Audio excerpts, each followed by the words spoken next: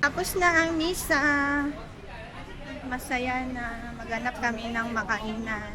Damayas Bistro, Pilipino restaurant ko. Discover kaming Pinoy na kainan, itong Maya Bistro. At ita-try namin. Vlogger yan.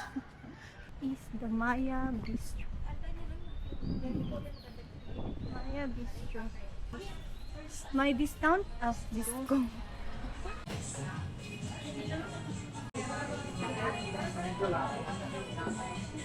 May isang may isang vibe. Guys, looks pa lang appetizing na kanilang kare-kare. Malaki pala yung yung servings nila. Pang maramihan. Kung 2 tao pala yan. Pang 2 or 3. Ito ang order namin. 2 lang ang order namin kasi 2 lang kami. Tsaka maramihan na din ang order. Maraming service.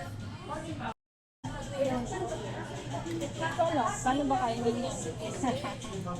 No, lambot. Okay. Kaya mo, lambot, no?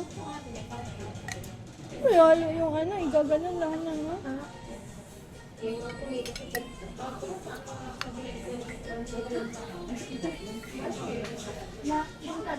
Number 7. Lechon. Kawali.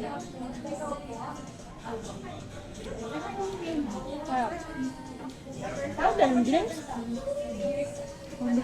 Pinaka-highlights is the halo-halo ng overload.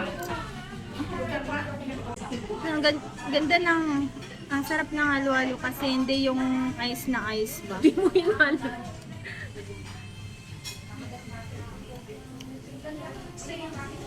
Hindi yung crushed ice.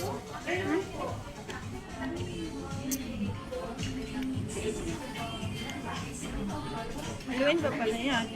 Nawala yung beauty.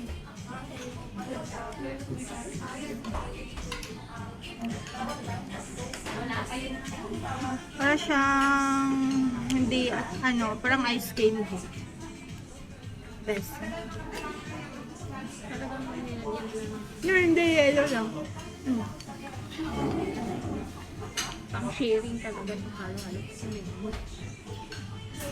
If you're looking for a fine dining restaurant na Filipino ba? Basta Philippine siya.